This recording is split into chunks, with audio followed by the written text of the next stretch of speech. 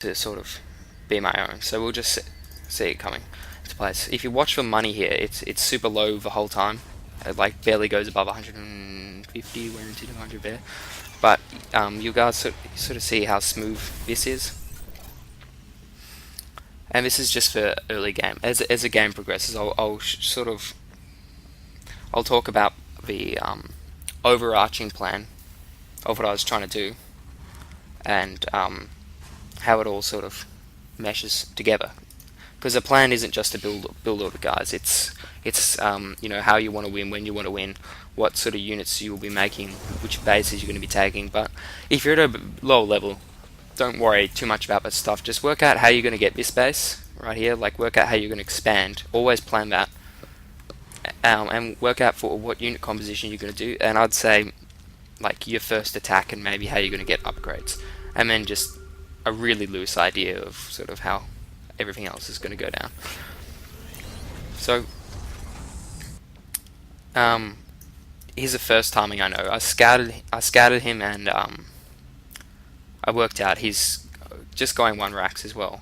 So I'm going to have at least as many Marines as he is, so I can just move out to the zone like a watchtower. Not too big a deal, but it's just a little timing I learned. And I also know this is a critical timing that I've learned. And the main timing that I wanted to talk about is the timing of this Banshee that comes out. My push will hit his door when his Banshee's making, right? So he's super weak. Any Banshee player sort of gets a bit raped by this. And plus, I'm building a Viking and rallying it back into my main. I haven't scouted that he's going through this, but it's just a little bit of defense.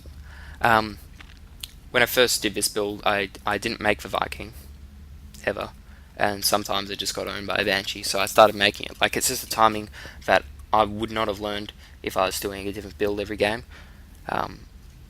So that saved me a lot of games, that little bit of learning there between the games.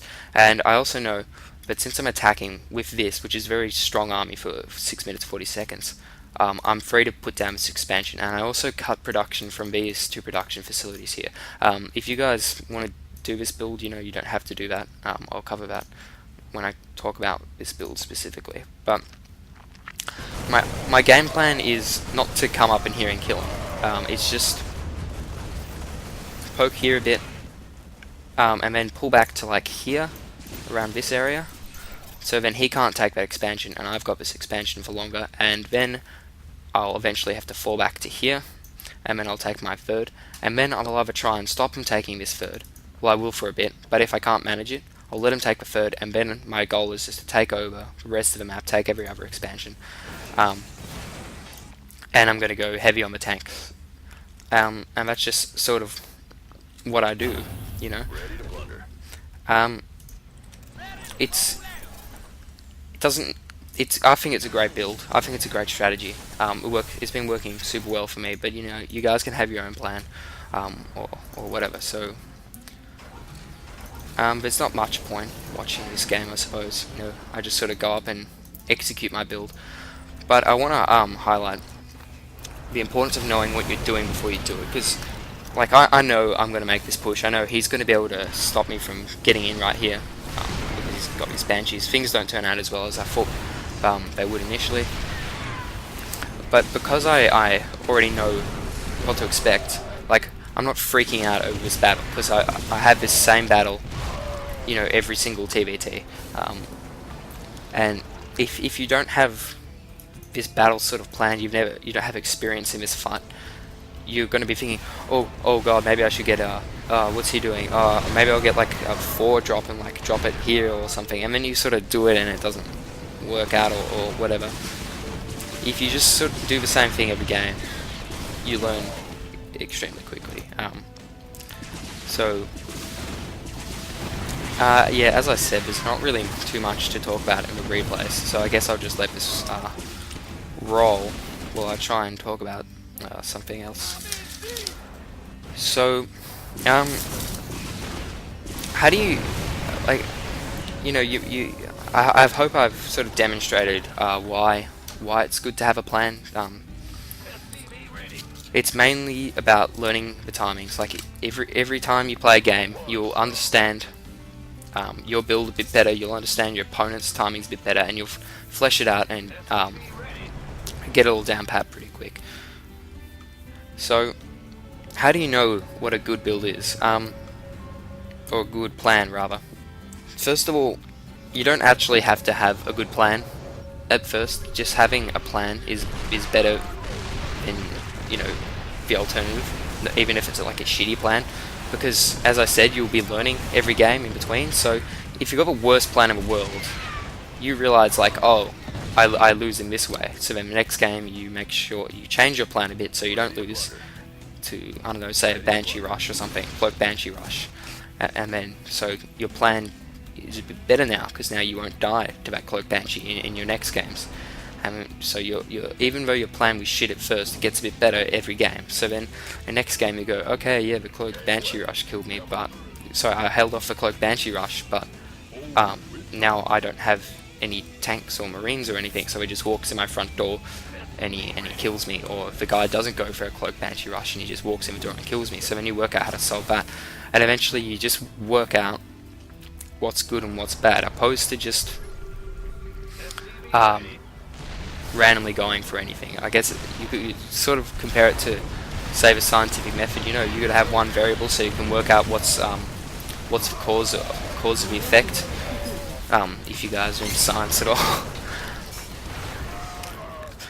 But I don't really recommend just winging it, going.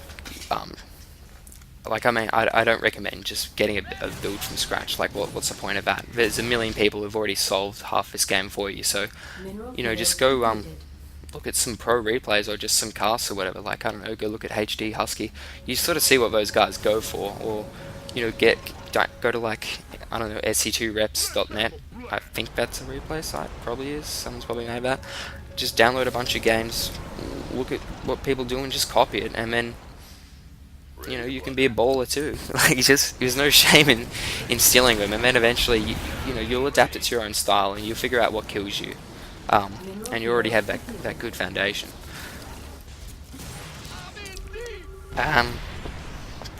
What else do I need to talk about? Good plans won't. I'll have the early game set up for you, like I was talking about earlier. In this replay that we got here, you know, I was talking a lot about the purpose of my push, how I get my expansion or whatever. That's part of my build order, and my build order is part of my plan, right? So you can always plan your first expansion in your build order. So do that, because one basing, it's just kind of flimsy and shitty. Like, it's too risky. I don't like it. You know, if you guys want to do it, but you know, while watching this, if you don't want to listen to my advice, everywhere you go for help, I'll tell you one basing shit. You know, you'll see pro players do it, but that's because they're playing bestives, and you know, you can't do the same thing every time. But on ladder, you can do the same thing every time, because you're not versing the same opponent over and over. So do the same thing every time. So it wants to be economically focused. You don't want to die.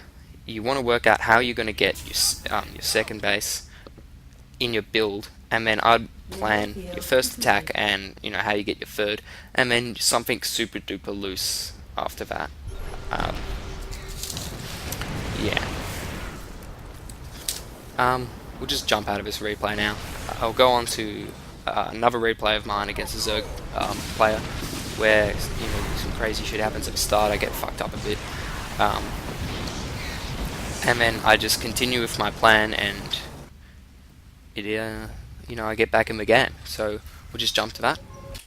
Alright, in the next game here, it's Terran vs Zerg, as I think I said, on Steps of War.